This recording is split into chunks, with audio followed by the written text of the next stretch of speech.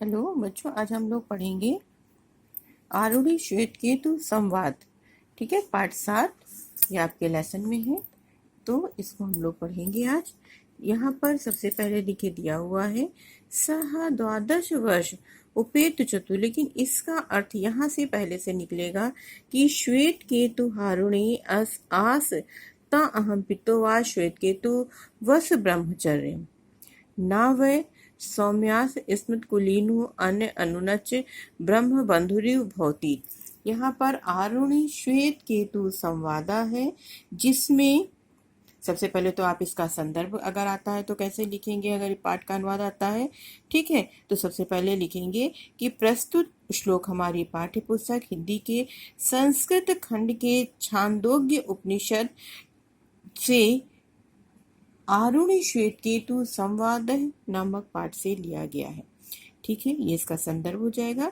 इसके बाद आप कहेंगे इस श्लोक में आरुणि अपने पुत्र श्वेत केतु को बता रहा है कि यहाँ पर जो इसका प्रसंग है, यहाँ पर उनको बातें बताई गई हैं, समझाई गई हैं।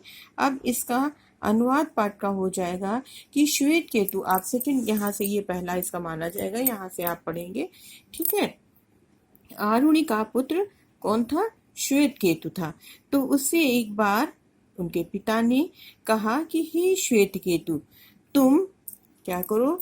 श्वेत केतु वस ब्रह्मचर्यम, तुम ब्रह्मचर्य का पालन करो, क्योंकि हमारे कुल में ऐसा कोई व्यक्ति नहीं हुआ है जो ब्रह्म बंधु, युक्त मतलब होता है समान, जो ब्रह्म बंधु के समान ना लगता हो।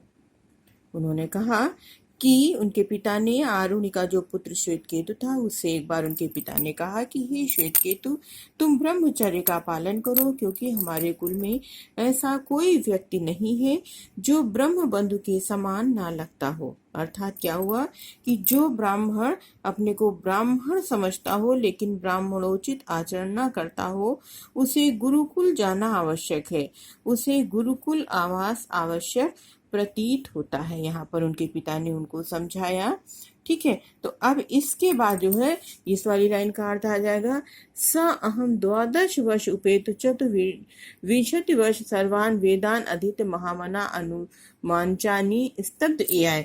अब इसका अर्थ पढ़ेंगे कि 12 वर्ष, द्वादश वर्ष का अर्थ होता है 12 वर्ष पश्चात या 12 वर्ष पर्यंत आश्रम जाकर 24 वर्ष की आयु में श्वेत केतु समस्त वेदों का, ठीक है, कि उन्होंने कहा कि ये विंशति वर्ष चतुर्विंशति है ना, उन्होंने बताया कि 24 वर्ष की आयु वाला जो श्वेत केतु था, वेदान अधीत, सभी वेदों को पढ़ करके स्वाभिमानी, पांडित्य मना और क्या हो गया, अनुमान चानी, मतलब वेदों को पढ़ करके वो ज्ञानी हो गया, और उसके बाद उसके अंदर अहंकार आ गया, अहंकार युक्त होकर लौटा, तो स्तब्ध आय, अहंकार युक्त लौटा, तो उनसे उनके पिता ने कहा, पितोवाच, उनसे उनके पिता ने कहा।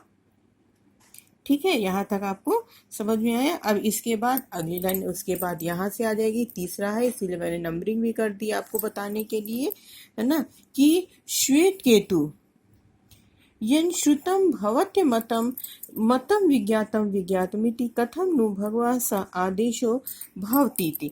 यहाँ पर उन कहते हैं कि हे श्वेत केतु, तुम जो इस तरह से अमनस्वी और पांडित्य युक्त हो करके, उन्होंने कहा कि हे श्वेत केतु, तुम जो इस तरह से, ये ना श्रुतम, कि जो तुम ये कहा कि उन्होंने, उनके पिता ने उनसे कहा कि हे श्वेतु, तुम जो इस तरह से आमनस्वी और पांडित्य मना और अभिमान से युक्त हो, तुमने कौन सी विशेषता पाई है?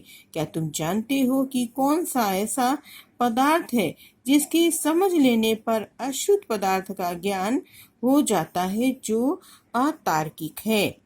उनके पिता ने उनसे पूछा कि ऐसा तुमको क्या पता चला, क्या तुमने अपने गुरु से पूछा है कि निश्चित भी है और अनिश्चित हो जाता है, तार्किक भी उसे तार्किक भी याद हो जाए और अविज्ञात भी ज्ञात होता है, अनिश्चित भी निश्चित हो जाता है, क्या तुमने अपने गुरु से पूछा है। उन्होंने कहा। तो इसके बाद जो है अब ये आया है नंबर 3 था, इसके बाद बीच का यहाँ पर नहीं है। फिर अगला है नंबर 5, यथा सौम्यकेन लोहमणिना सर्वलोहमय विज्ञातम। उन्होंने कहा कि पिता आरुणि ने अपने पुत्र से, किससे कहा, पुत्र कौन था, श्वेत केतु, तो श्वेत केतु से कहा कि जिस प्रकार चुंबक को देखकर उसके लोहे के द्वारा बने होने का आभास नहीं किया जा सकता है, जिस प्रकार से सौम्यकेन लोहमणिना सर्वम लोहमय विज्ञातम, जिस प्रकार से चुंबक को देख करके उसके लोहे के द्वारा बने होने का आभास नहीं किया जा सकता है, किंतु वास्तव में वह लोहे का बना होता है, अर्थात चुंबक में लौहत्व है। यही सत्य है कि वह लोहे का बना हुआ होता है, उसमें लोहा विद्यमान है, यही सत्यम, यही सत्य है। ठीक है, अब इसके बाद नंबर 6 आ जाएगा, यथा सौम्यकेन नख निकृंतेन सर्वं कृष्णाय सम विज्ञातम अस्याद आचरणभम विकारो नामधेयम कृष्णाय समित्यम सत्यमेव सौम्य सा आदेशो भवति। तो यहाँ पर नख निकृंतेन का अर्थ है नाखून काटने का यंत्र है ना, और काषणाय सम कांसे की धातु का, इसका अर्थ हो जाएगा।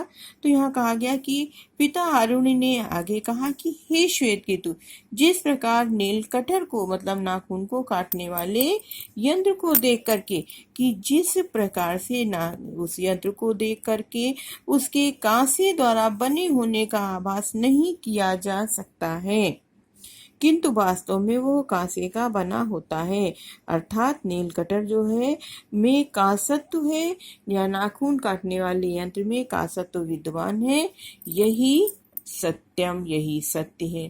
ठीक है बच्चों, तो इस तरह से यहाँ पर कहा गया है कि अब इसके बाद अगला आ जाएगा नंबर 7 कि न वह नूनम भगवंत स्तम एदत वेदुषे द्वैत वेदिष्य कथम में नावत अस्मदीनी भगवास्ते में तद ब्रवीति तुत यथा सौमेति होवाच। अब इसके बाद 7वें में कहा जा रहा है कि न वह नूनम का अर्थ है ऐसा कहे जाने पर, भगवास्त्व का अर्थ है आप ही मेरे। तो पिता के पिता कौन था, यहाँ पर आरुणि, और उन्होंने अपने पुत्र से श्वेतकेतु से कहा। पिता के ऐसा कहने पर श्वेतकेतु ने कहा आप ही मेरे पूजनीय गुरु जी हैं।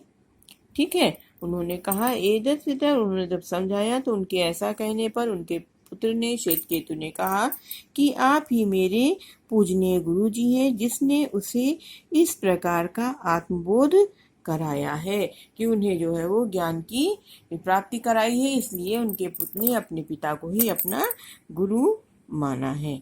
ठीक है बच्चों, ये लेसन यहाँ तक हो गया है, इसको पढ़ा दिया है, एक बार इसको आप मिला के पढ़ लीजिए तो समझ में आ जाएगा। थैंक यू बच्चों।